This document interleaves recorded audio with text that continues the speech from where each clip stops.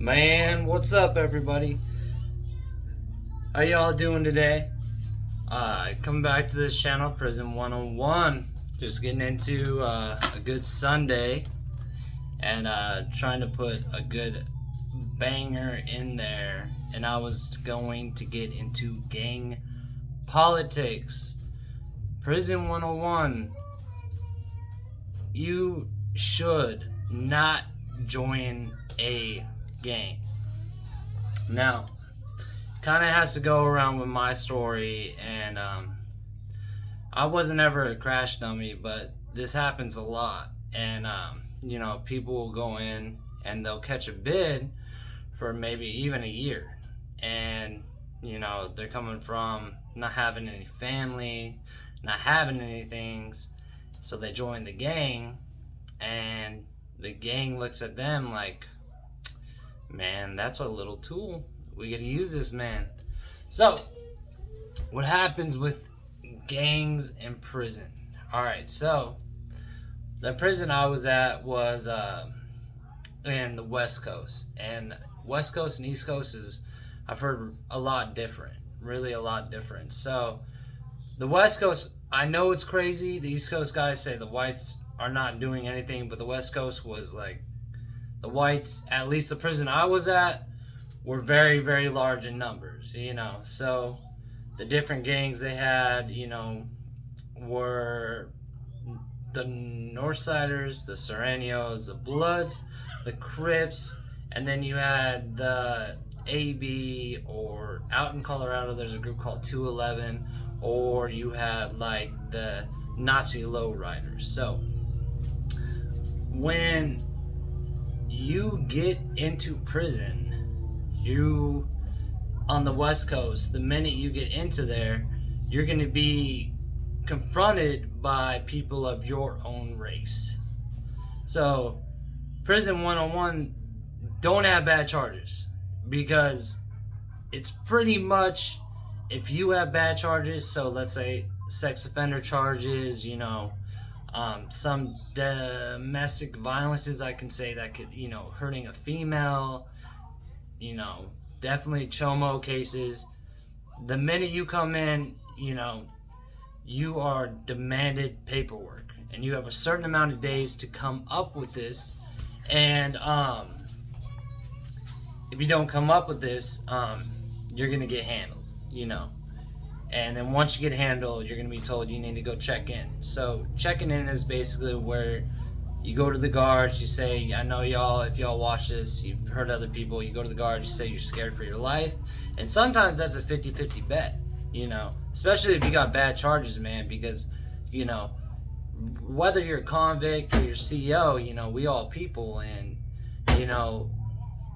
guys that hurt little girls or done things to animals and just sick-minded people, they shouldn't have any mercy in this world. I mean, I'm sorry, that's what I'm gonna say.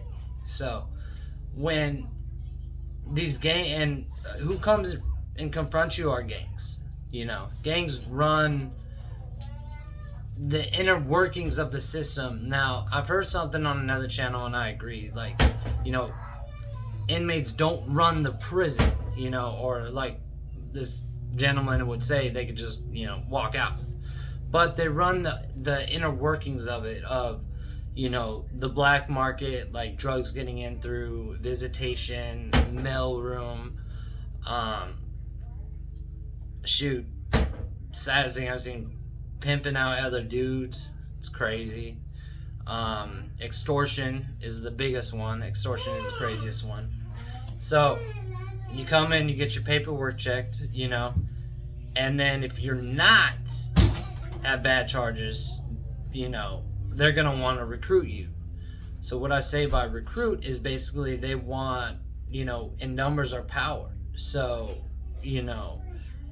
when they can recruit another good person, solid person, then they can fill their head with their own ideas and agenda that person believes into. Then they can send them on missions. And missions are basically tasks that you need to take care of. So I'll speak behalf of one of my boys, that's he's a 211. You know, I mean, he wouldn't mind me talking about this. I'm not going to talk all crazy about the kind of stuff, but he was put on as basically anyone that would come in the pod, check paperwork. If they had bad paperwork, they'd be extorted or forced to leave.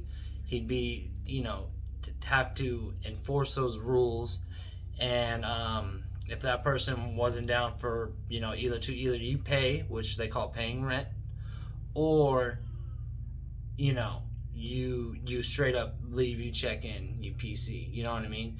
And it's actually kind of crazy because if dudes got money, you know what I'm saying, you know, people will actually keep them in there, and which is extortion, of course. But you know, like, basically you're eating good, living good, and you know, you're filling this dude's head that, like, you know, you got bad charges, you know, you need to follow these rules. Like, there's certain rules, like, to basically show that he's being extorted and he's, you know, he's got bad charges, you know. Like, weekends, anyone in the gang can come up and say, hey, TV, now, give it to me for the weekend. You know what I mean? Here's a list every week. It's demands. This is what you gotta get. You gotta get.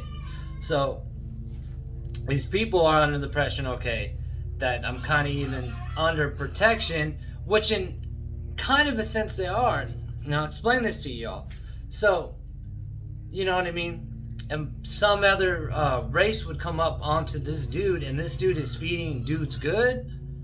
Like, they ain't gonna have none of that. You know what I mean? Like, this dude's feeding us good, we're extorting him. He isn't snitching, he ain't telling, he's following the rules to still look like a bitch, and you know what I mean?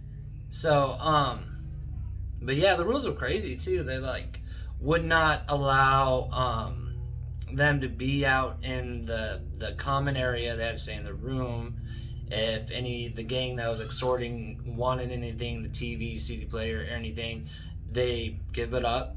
If the gang wanted anything for them to hold, they would need to hold it. And straight 100% extortion. And you know, I went and saw my boy in Colorado, and you know, I did prison time and he did prison time in a different place, and you know, it kind of got me a little bit, but you know. So after you get your paperwork checked, you're gonna have two routes, two choices, right? Now, you choose that gang for whatever reason, you know, for family and everything. People do it for protection. You know, you're gonna have to put in work. You know what I mean? And that year bid or 3-year sentence, man, I'm gonna ask y'all something, you know? Say, yeah, I want to get down, you know? I believe in being prideful of being white, you know? Just speak on my behalf, right? And then they're like, all right, cool, you know, we got your back, you know what I'm saying? And that's how it is in prison. You mess with one, you mess with all. It's crazy. So then you'll be asked the craziest thing, man. You'll be asked to put in work. They can come up, dude owes us money. You got to take care of it, because the higher ups, they've already done their work. They've already you know, the shot callers, or it's got like a military kind of set, you know. So they're gonna tell y'all, you know, you're considered as a prospect, you know, a soldier, but you know, the white would call it a prospect, and they would say, you know, you need to go, and if he doesn't pay, you need to beat the living, you know. And let me explain something to y'all. I met a lifer in there, you know. You guys all know when you go start prison, and he spoke about how, you know, in 10 seconds he was coming out of a bar, someone said something slick, hit the dude fell wrong, hit his head, went into a coma, died. You know, he got 25 years. And this is kind of the same situation. You're coming on these weaker beings, but you know, you're forced to put your hands on them, and then, you know, you can't show. You got to be vicious. You got to be like a Viking. You got to be, you know, because if you show that side of you, you're not going to be tested. You're not going to be put out. But here's the other side of it. You hurt that man too much, guess what happens? Malicious wounding, felony, right? Violent.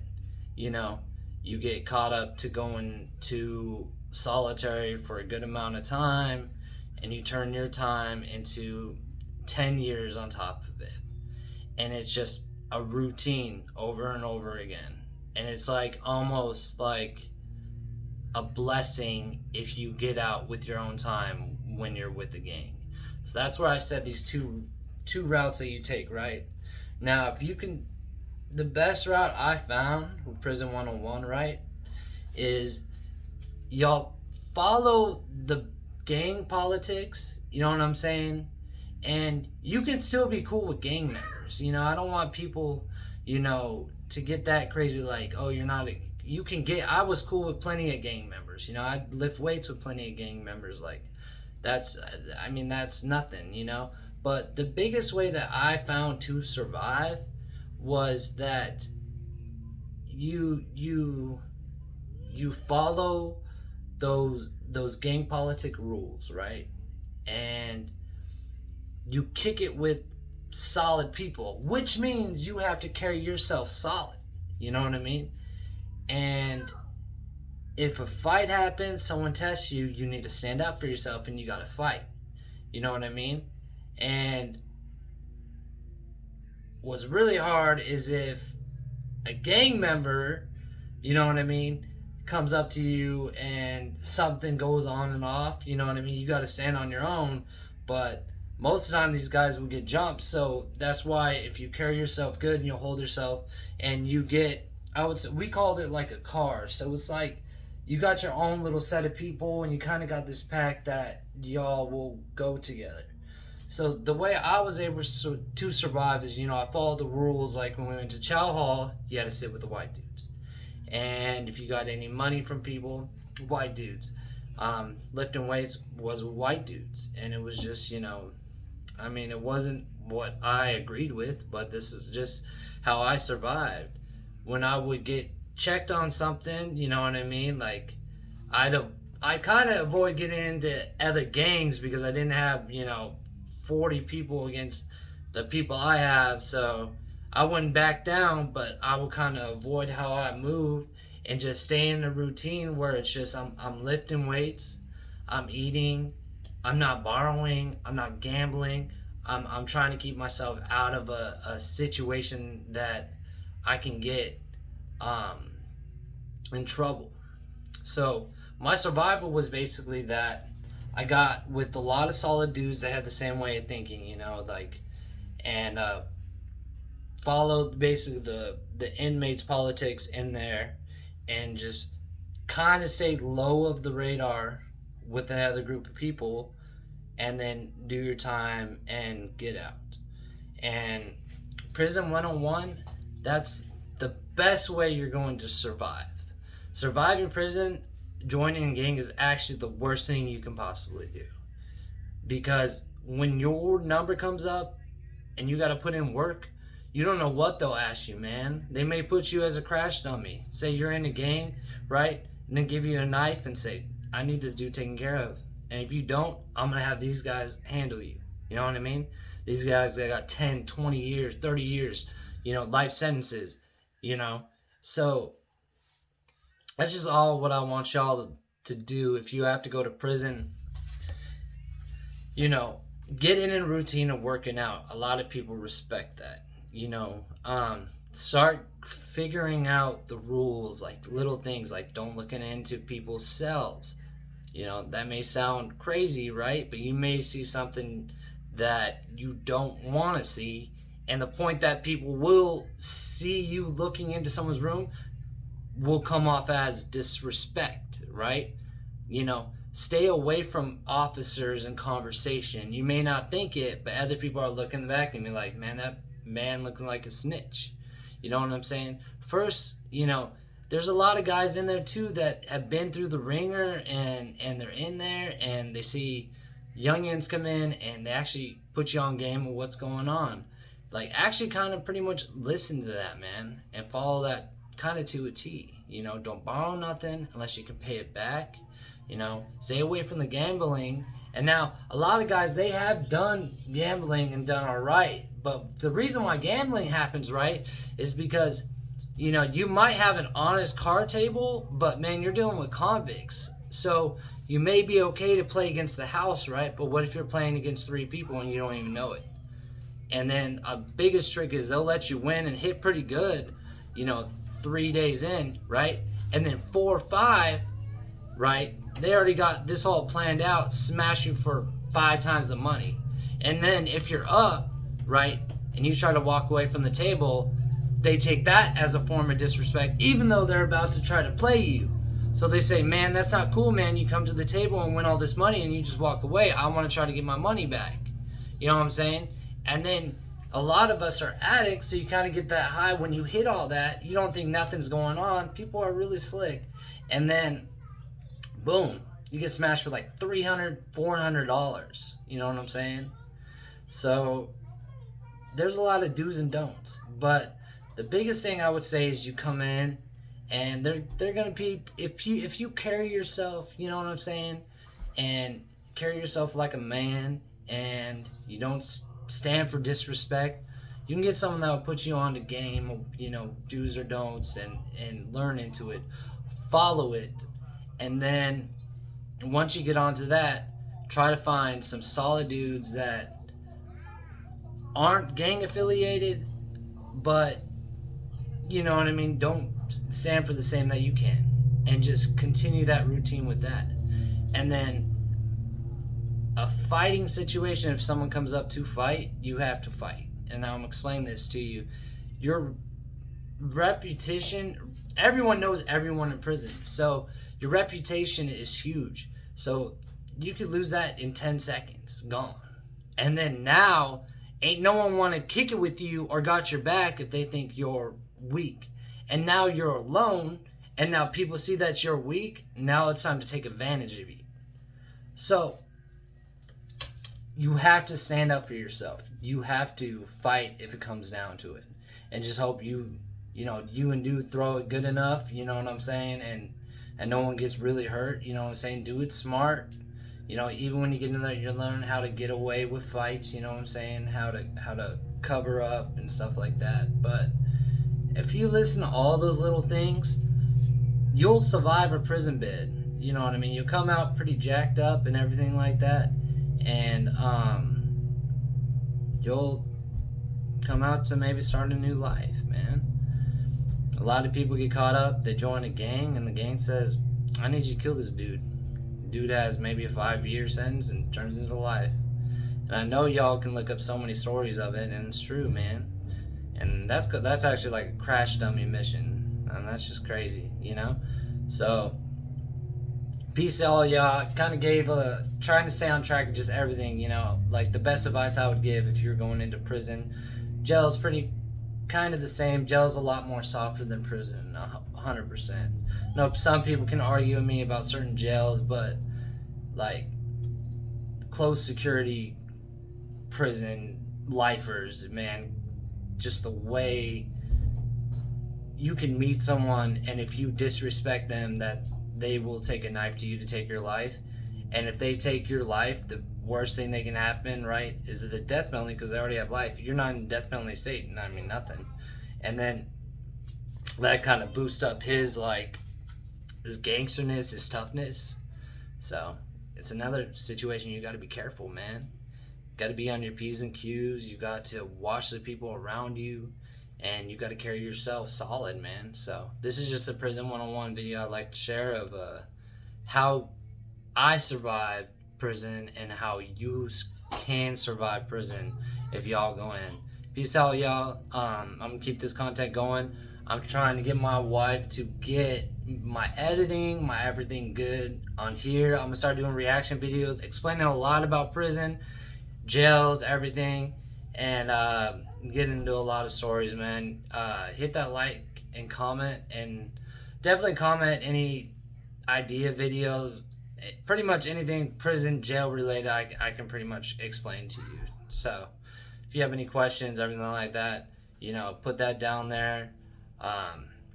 So Hope y'all have a good Sunday, man. And I'll talk to y'all later. Thanks.